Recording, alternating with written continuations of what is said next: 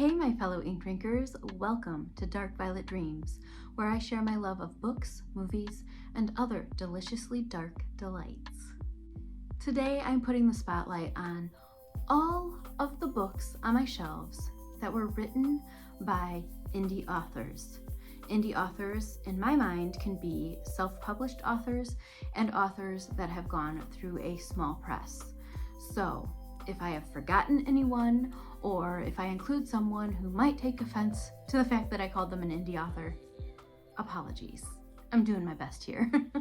So I thought I would take this shelf by shelf, just because that's how my mind is working in this season of life, rather than doing specific genres or going alphabetical, which some of these will be in alphabetical order because that's how I designed some of my shelves. There's a little bit of chaos in my organization. I know what's going on. You might not. It's good chaotic, but it's chaotic. So from my first shelf, I'd like to highlight a couple of middle grade books that were written by two amazing authors. The first is The Time Watchers by Robbie Myles. Now this was my second book that I had read by this author. He is awesome. He has a huge love for Goosebumps and all things nostalgic like Stranger Things and things like that. So he really puts a lot of that love and that kind of vibe into his stories. So this story follows some kids that are having a sleepover on Halloween night. One of the kids hears a voice, kind of follows it, and they discover a whole dark world they weren't aware of. Very, very good book. My kids enjoyed this. We read this together as a read aloud, and I highly recommend it. The second book from that shelf was also a middle grade book, more of a mystery, and this author wrote under the pen name J.D. McFarren, and it is October Jones, The Lightning Pines Mystery. Now, I think this is book one in what is meant to be a series. I'm not sure if they wrote any more yet, but we absolutely loved it. It was a lot of fun. October Jones is the name of the main character. He is a young kid. I think he's in middle school, and some things are happening in a local cemetery. Some crimes are happening, and he wants to solve this mystery, even though he may not be allowed out that late at night. So this was a lot of fun. I enjoyed it. And look at this cute illustration on the back. Sorry, all sorts of lights in here. The lighting is terrible, yet I have lights everywhere. Shelf 2 is highlighting two editions of one of my all-time favorite books. I will sing this author's praises till the day I die, and that is Ungodly by Braedon Riddick. So this is my first copy.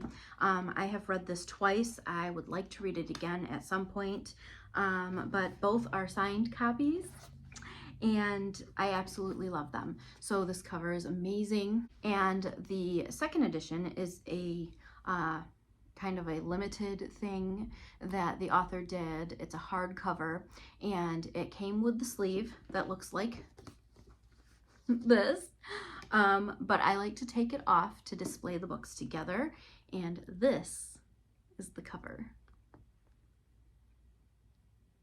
So if you've been around any length of time, I've talked about this nonstop. You might be tired of hearing about it, but if you haven't read it yet, what are you waiting for? This follows some strange happenings at a college campus, and that's all I'll give you right now, because I've talked about it so much that you're bound to hear me talk about it again, but it is worth the read, believe me.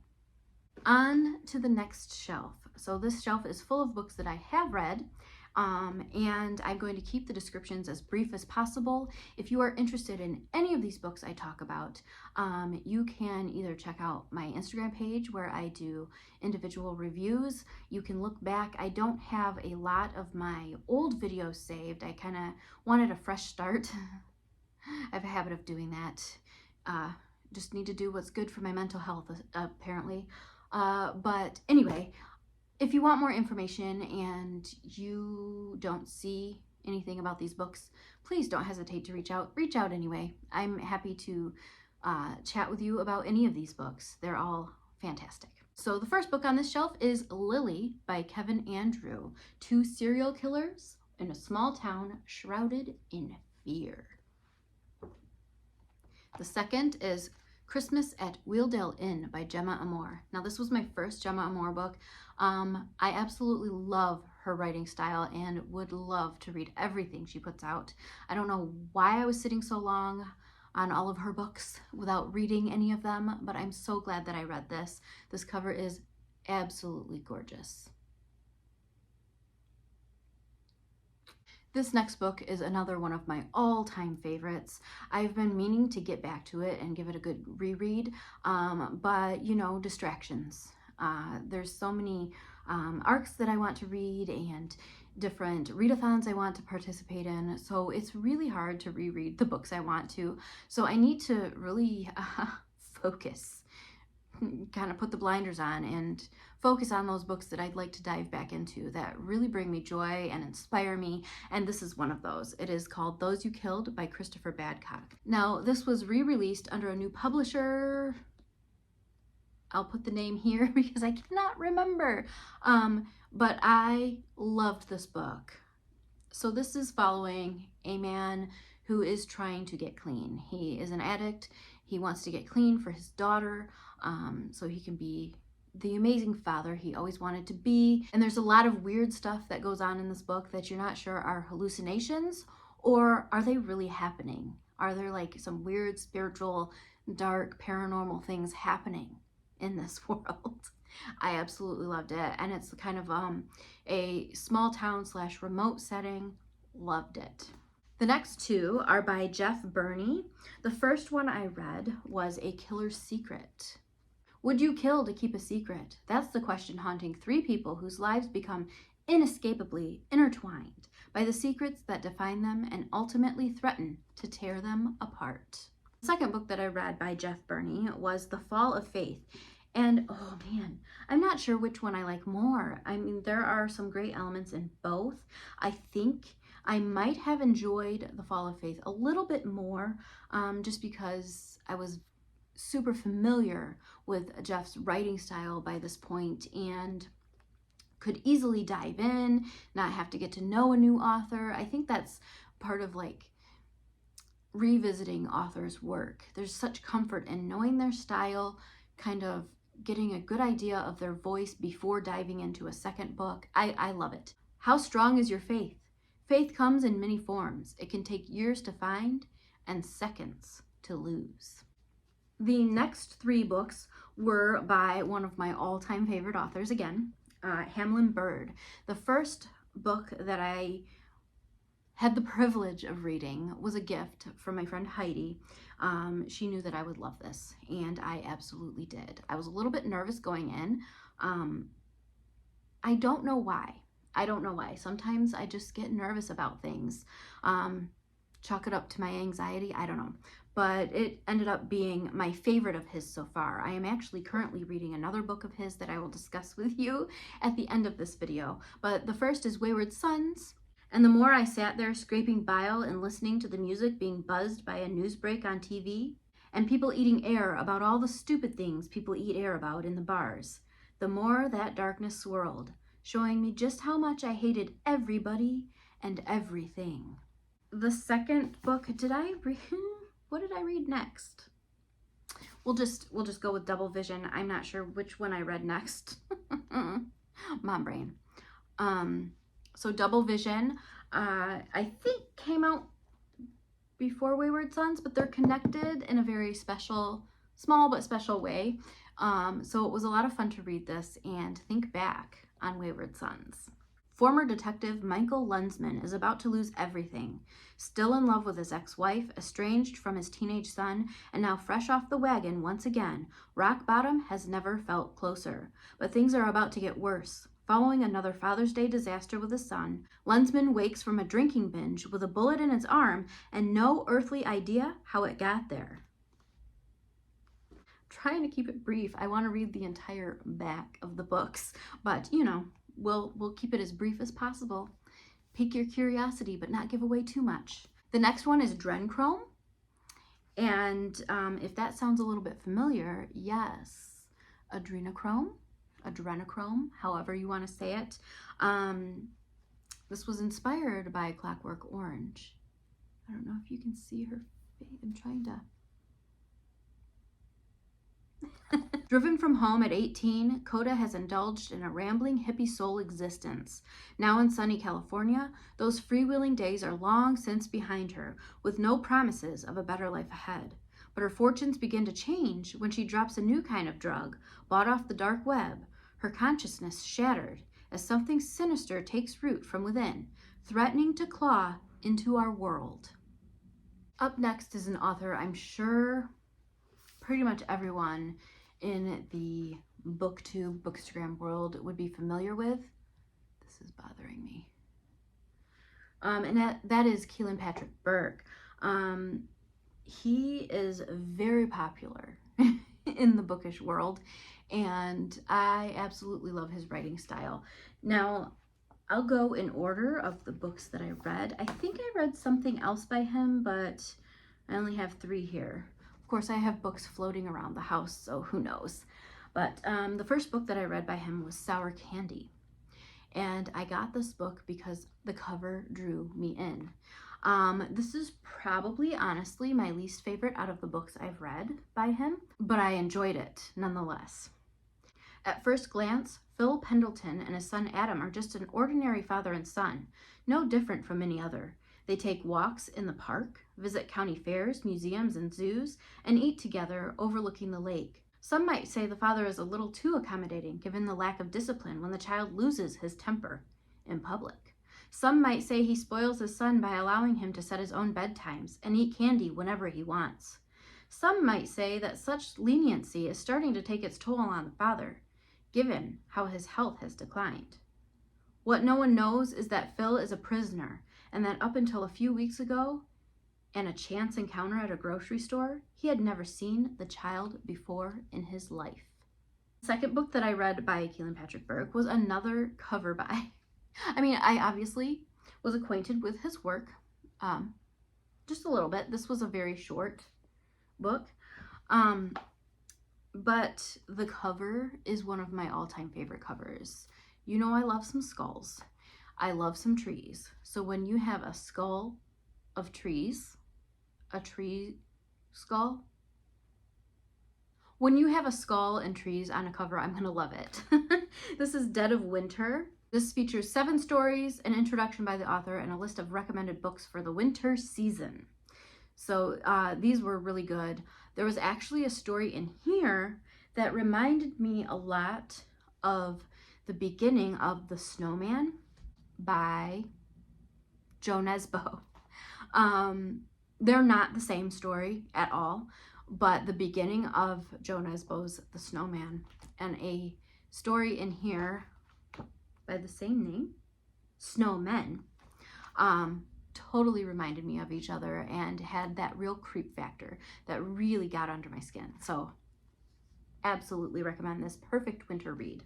Now, my favorite book so far by Kealan Patrick Burke is Kin. You've got your Southern horror right here. I absolutely love it. Cannibalism. There's a lot of depth here. This is actually a full-length novel. This was a short story collection, and this is just a shorter story / novella. So basically some like college-age kids that were on a road trip were victims of a cannibalistic family in Alabama. Yeah, I'll leave it there.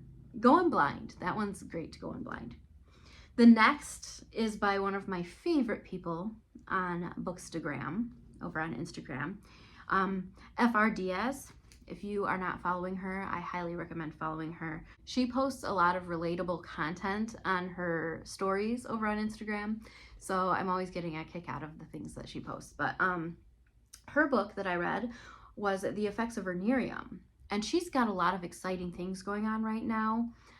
She's got some amazing merch, and she's definitely someone to watch. I need my glasses for this one. I forgot my glasses. Have you ever wondered how monsters are made? Real world monsters? Serial killers specifically? Is it because they had a horrible childhood? Or were they just born evil? When you think of a serial killer, who comes to mind? Mostly male names? Now think of infamous female serial killers. Who comes to mind? Not too many, if any, came to mind. In this chilling psychological thriller, you will read about a fictional female serial killer like no other, on a path that she feels to be wicked righteousness. Leaving it there. This is very gory, so I just want to put that out there. But it's kind of one of those yes books. One of those books that has you saying, yes, justice. This next one was one of the first books that I read when I joined Bookstagram. And I have read a couple since by this author, but I don't have any other physical copies. But this is probably my favorite. It's been a few years. I'm trying to remember which one was my favorite. But I absolutely enjoyed this. It really got into my head, got under my skin. And it is called A Tortured Soul by L.A. Detwiler. Everyone has a breaking point. At 20, an unplanned pregnancy seals Crystal Holt into a marriage to the abusive Richard Connor. After a stillborn birth, Crystal insists that they have the baby baptized post-mortem. A cynic, a drunk, and a poor man, Richard has other plans. When her monstrous husband tosses the baby into the woods to be forgotten, Crystal instantly spirals. Dun dun dun. There was a bit of repetition in this, but I believe that was on purpose, and I believe that it served the story well. All right, so on to the next group of books that I grabbed from that same shelf. We are moving on to Alana K. Drex. Now, the first book was actually a short story by Alana K. Drex and A.W. Mason, and it is The Scampering, an extreme horror story. You will never look at squirrels the same. And the next is called Sleeping Celeste, and this cover is absolutely stunning. It is best not to come between a mother and her child. This has real gothic, like olden days vibes with some really beautiful prose and heart-wrenching content. So if you're interested in reading this, be aware if you're a parent that it is hard as a parent to read it, but it is worth it. It is beautiful. I absolutely loved it. One of my favorites. Up next is Jason Robert Ducharme. I'm trying to remember which order I read these in. We're just going to go with what I remember best. But the first that I ever read by this author is Come Forth and Thaw. And it is about a forest, not unlike the one in Japan, where people go to end their lives. So it is a very hard topic to read about because a mother is going to search for her son in this forest. And there's a lot of like real world stuff happening, but there's some paranormal stuff in here as well. After Me, the Great Flood, there's some weird stuff happening in this house, and we'll leave it at that. The next is a short story collection called Fables to Depart By, and the cover art was by Elder Lemon Designs, which is Kealan Patrick Burke's cover design company. He designed it. My all-time favorite of Jason Robert Ducharme, and one of my all-time favorite books, period, is The Modern Prometheus. And this is kind of a creative take on Frankenstein in a modern world, and I just absolutely loved it. That's all I could say. I have not actually read the original Frankenstein. I know the story, and you know, I've seen lots of takes on the story in media, but I have not read the original. So that is a goal of mine to do very soon. But he did a very good job based on my limited knowledge of Frankenstein. This next one is by another all-time favorite author. It is, I guess, a little bit religious horror / cryptid horror. Excellent, excellent book. In the Hills Above the Gristmill by Calvin Ellis. She's like a paranormal investigator. There is a like social media influencer on there, but what I really love is that this camera lens is here And Calvin Ellis is a photographer. So follow his author page, but also follow his photography page. Beautiful, beautiful photography, and an excellent writer. The next book is a collection of short stories called The Predatory Animal Ball by Jennifer Fliss. Absolutely love this cover. Clearly, I had a lot to ponder on while reading this book. I think I saved my favorite stories, and then just different quotes and things like that.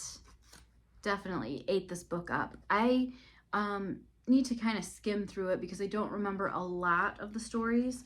That's where I kind of struggle. Short story collections, I love to read. It's a lot of fun, but I struggle to remember a lot about them as a whole, or the details, I should say, actually. But you know what I mean. I get the whole vibe, but I can't remember details for nothing. And I mean, that's the case with anything. Half the time I don't remember my own age. The next one was called Deadheading and Other Stories by Beth Gilstrap. Another short story collection. Love this cover as well. I read this a while back. Saved some of my favorites. I usually put tabs on pages where I'm trying to remember music references so that I can post an appropriate song with my review, or quotes that I loved, or maybe particular stories that I loved. In the Beginning by Nick Gerard. Now this is a story of creation, but kind of flip everything on its head. See how we do. It's a story about love conquering all and just thinking outside of the box. I absolutely loved this. The next is by one of my all-time favorite authors, and unfortunately I only have one physical copy of his books, but I do have some sitting in my Kindle as well. I may do a Kindle edition of this video because I have a lot of indie works on my Kindle that I could highlight, but we're keeping with the physical copies today. So The Stepney Green Killer by E.C. Hansen. A killer starts attacking women for no apparent reason. A retiree begins to conduct her own investigation. A high school student needs to complete her senior project to graduate. How is it all connected? Even they don't know until it's far too late. The surprise twist at the ending. There's like so much that I love about this that I'd love to talk about. And I have already talked about with the people I read it with. But it's great. I loved it. Up next is Marcus Hawk. Now the first book I read by him, I actually have on my Kindle, so I don't have it to share with you. But the second book I read was Acts of Violence, 12 Tales of Terror. He is witty, he is dark, he is a little bit twisted. He is right up my alley. I love his writing style. He makes you think, he makes you laugh, he makes you gasp. He's got such talent, so definitely check him out. My favorite, I know a lot of people say The Miracle Sin is probably their favorite of his books, but Grey Noise was my favorite. There's so much nostalgia in here, so much to chew on and appreciate, and I loved this. So it's about a video store owner. You know, it's kind of a struggle because people don't really go to video stores anymore. And he comes across this TV. Weird things happen after he sets up this TV in his video store. So check it out. Check it out. All of these books, check them out. Yes, read them all. Moving right along to the next shelf. Now these next two books that I'm going to share with you are chunkers. Chunkers. It took me a while to read each of them, but they are two of my all-time favorites. Absolutely love them. They're by different authors. One, I'm not sure how indie you would consider her, but she seems pretty indie to me. I haven't kept up with her latest works, and I have read one other book by her that I do want to get a copy of to keep on my shelves and hug. You know, you gotta hug the books you love. But the first book I ever read by Libby Hawker, she also goes by Olivia Hawker, is Tidewater, and this follows Pocahontas. She beautifully retells Pocahontas' story and tries to keep it as realistic and true as humanly possible. And she just has the most beautiful writing voice. It's some of the most beautiful writing I've ever read. The next book is Native Fear by C.F. Page, and this book is set in Michigan, so it was a lot of fun. There is so much going on in this book, I don't even know where to start. I believe going into this one, blind would be of great service to your reading mind. Poetry. The Creek by Rain King. Two teenagers find kindred spirits in each other when fate brings them together. Wiley's simple life is uprooted when that enigmatic, that's a hard word to say, Ruby moves into the old campground nearby. The two of them are drawn to each other instantly. However, Wiley soon discovers a darkness that Ruby harbors, a sadness that he becomes determined to extinguish. This was a gift, and I absolutely loved it. Look at that. And then there's a second story at the end of this. So it's very short, very quick read. So if you're looking for something quick yet deep, definitely check this out. The Autodidacts by Thomas Kendall. Now, I also read another book by him recently, and I will share that in my Kindle edition if I do that. But the Autodidacts was amazing. He is incredible. Wonderful, wonderful prose. I just was blown away. This is another one that I kind of went into blind. Honestly, the pitch that I received from the publisher, I just kind of skimmed it, but I could already tell that I would love it. And so I didn't look further into it. Loved the cover. It sounded good. So I just dove in with both feet. So definitely check this out. I've got some quotes in here. It's one of those books that I'd like to revisit at some point in my life, sooner rather than later. It was wonderful. Dark by Natalie Jones. This was so good. So much better than I expected. I don't really know what I expected. I didn't know of this author when I first received this book. I won this in a giveaway, and so I was so geeked about it, but I had no clue what I was getting into, and it surprised me in the best sort of way. When 4-year-old Blue Carter drowned in the canal behind his home, the residents of the rural farming town Longview were devastated. They held a funeral, mourned, and tried to move on, but Longview changed after the boy's death. Dun dun dun. Leave it there. Love and Other Monsters in the Dark, another collection of short stories. This is another one of my all-time favorite covers. This was really good. I saved some of my favorites to talk about, and I might have done that on my old channel. Most likely I talked about this on my old channel. So if you'd like more info, you know where to find me.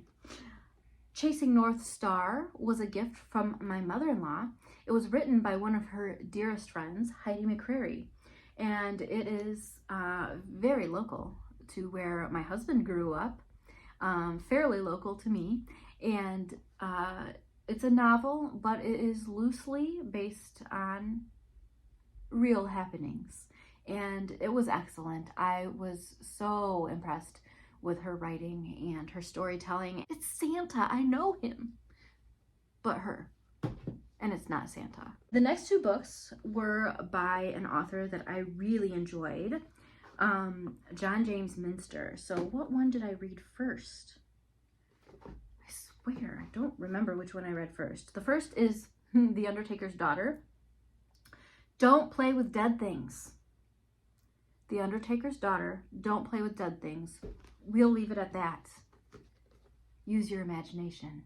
That was wild. So much more intense than I had ever dreamed it could have been. So highly recommend that if you like some really intense scenes. And then the second is The Vengeful Dead, a supernatural dark horror collection. So it's a bunch of short stories. This was excellent. Absolutely love this cover. I would love to go into more detail, but I am trying not to make this video too long, and I'm already going too long. The next is The Reyes Incident by Brianna Morgan. If you want some mermaid horror with a twist, definitely check this out. Up next, Take Your Turn, Teddy by Haley Newlin. She and her sister promote authors, they edit books, and are just generally amazing cheerleaders for the author community, specifically horror on Haley's end, but they promote so many amazing books, and I have read some amazing books that they had introduced to me. So Haley is very special to me, and so is Hannah, her sister. But Take Your Turn, Teddy, it's about a boy who moves into a home and makes a dark friend. It's kind of a crime fiction type thing with supernatural bend. She's awesome. This was great. This next book was another one of my first books that I read within the first year or even first couple months of my Bookstagram journey, and it's called The Whispering Woods by Kay Parker. This was, again, strictly a cover by, still one of the most breathtaking covers I've ever seen. I love it. It's about a gasling in the woods. Wants to gobble some people up. Or people just disappear. Who knows? I don't. I never read this. But we don't talk about it. It's awesome. It's good.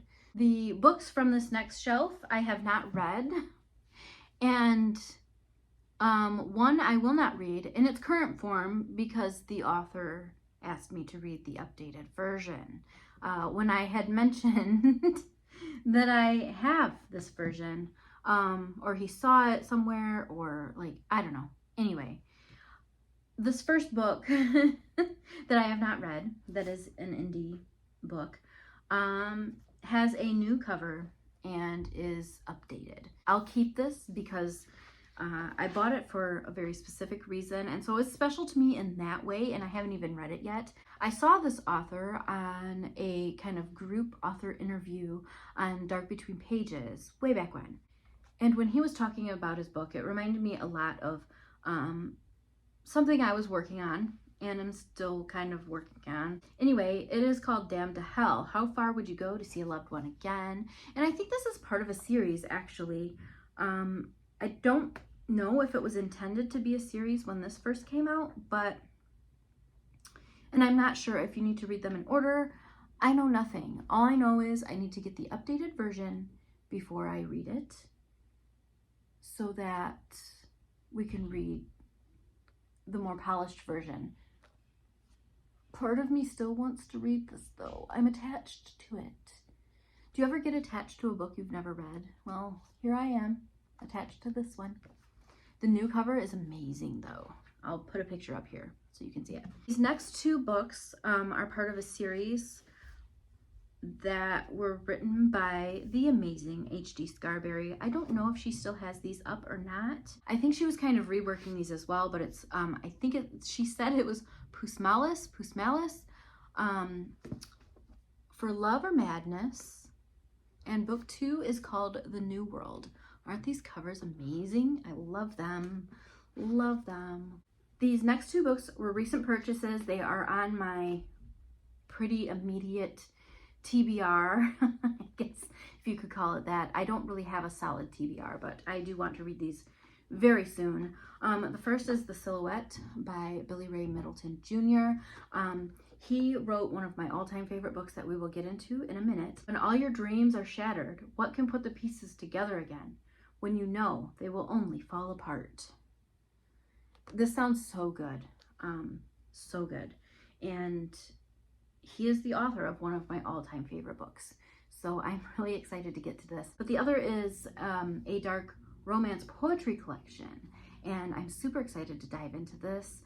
It is Thorns of My Heart by D.L. Tillery. You may recognize that name because, yes, she is a booktuber as well, an author tuber. And she's amazing. So I cannot wait to read this. I hear such great things. So those two are on my more immediate TBR. Okay, on to the next shelf. This is a shelf of series. And so I have read most of these. The first series is the Legends of Lightning series by T.R. Sloth. Absolutely amazing, dark fantasy, fairy tale retellings. Awesome, awesome, awesome. I love these. The third is supposed to come out soon, I hope. The second series, for the sake of time, there are currently 6 books in the series. I'm not sure if it's completed, but my lovely friend Heidi purchased these for me, and I love this story.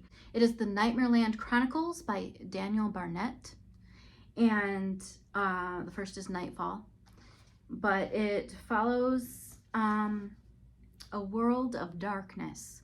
The sun has disappeared. It's always night, and strange things are happening, and it is just so good. It's excellent. The writing, top notch. All the covers are amazing. Next shelf. If you like some spice and you like some fairy tale / folk tale retellings, you definitely want to check out Savvy Rose. Again, spice, spice, spice, spice. My family's getting wild downstairs, so excuse the noise. The first book I ever read by her was The Wolf of the Woods, and it is a Red Riding Hood retelling. This is a part of a series. I think there are 3 books in the series. I've read them all, enjoyed them all. This is my forever favorite by her because I love the kind of the religious horror-ish aspect of it. I just love these characters and their story and their spice that I have not experienced before. And then the other book that I have on my shelves is Chasing Celeste, and this was excellent as well. Absolutely love this cover. And let me read a little bit from the cover, from the back cover. Secrets and death. The major themes of my life since the night Death himself came to visit me before my parents burned alive in my childhood home. Girls going on a road trip, okay? Okay. Another excellent book that I haven't talked about enough is Ill Behavior by M. Stephen S. It's about a notorious Los Angeles graffiti writer, Sober, S-O-B-R, finds himself wanted for a murder he did not commit. This was awesome, awesome. The next 3 are by H.D. Scarberry, who wrote the Pus Malice series that I have not gotten to yet, but these 3 books, amazing. I love her. I love her sensitivity.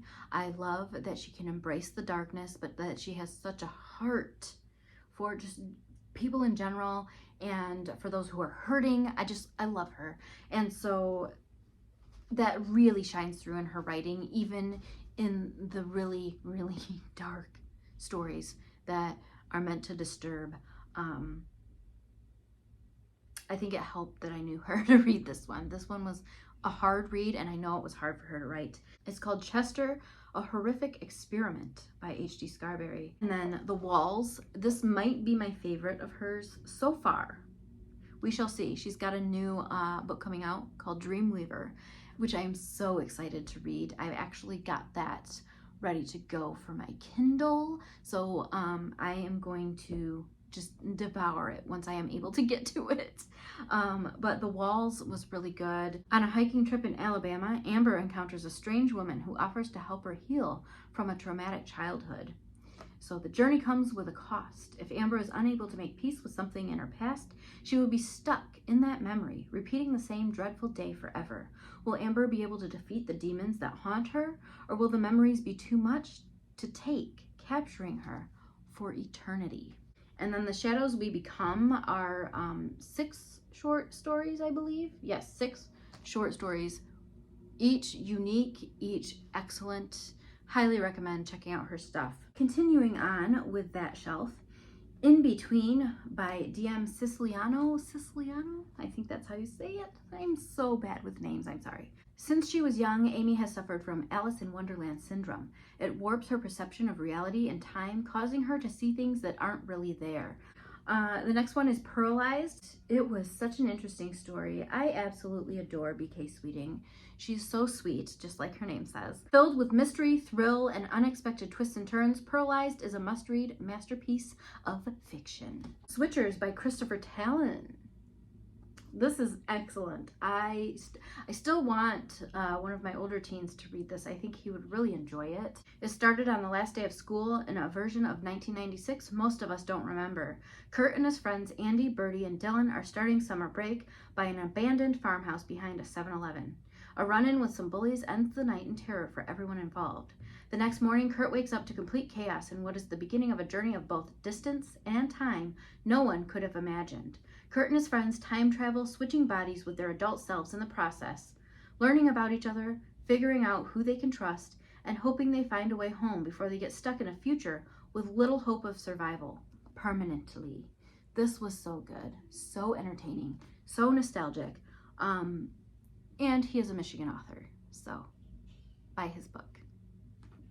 The next book is one of a couple I have read by this author. I am currently reading through one of his books that is quickly becoming my favorite of his and one of my favorites of all time.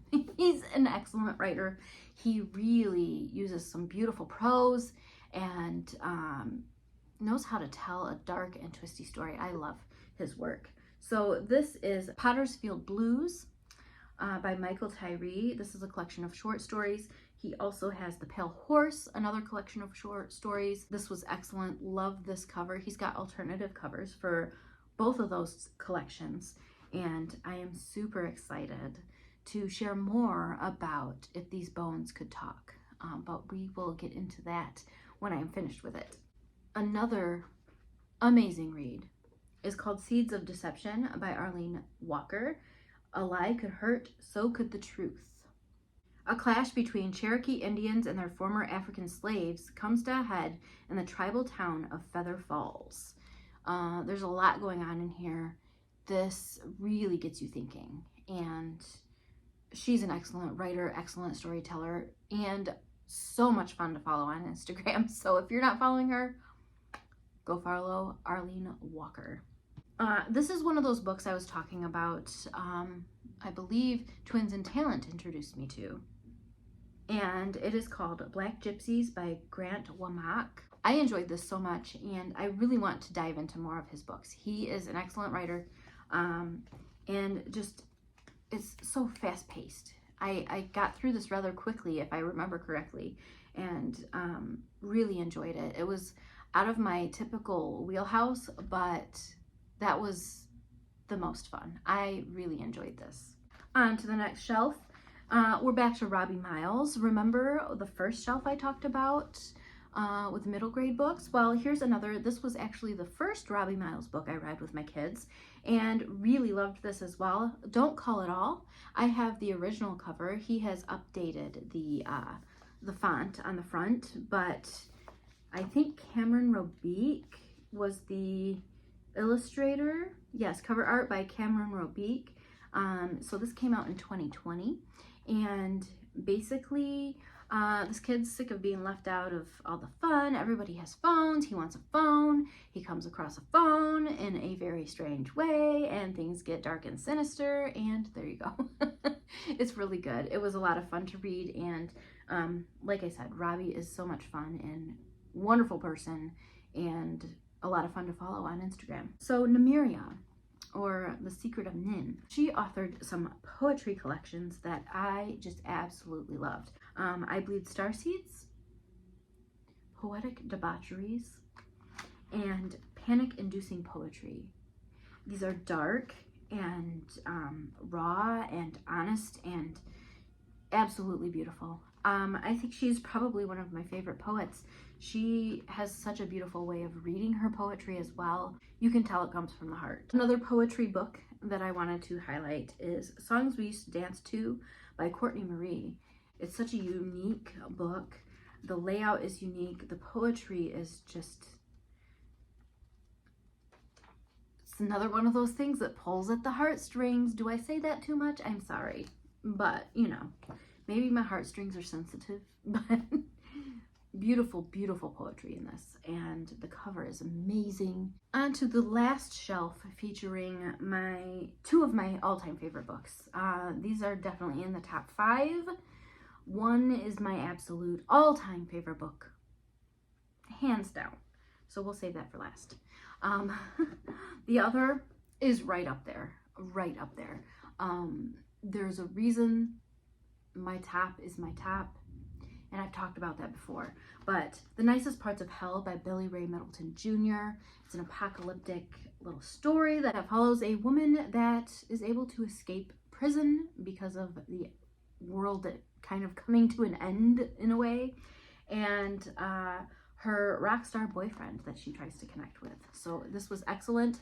I read this. I also listened to the audiobook, and Billy Ray Middleton does an amazing job of narrating his book. I am so grateful that I got to experience this in 2 different ways. And my all-time favorite book resonated with me more deeply than anything has ever resonated with me ever, aside from maybe some songs and a movie scene or 2. But this book hit me to my core, and it is Hello Dove by Gillian Dowell. There's no end to the age of innocence until the first rebellious step is taken.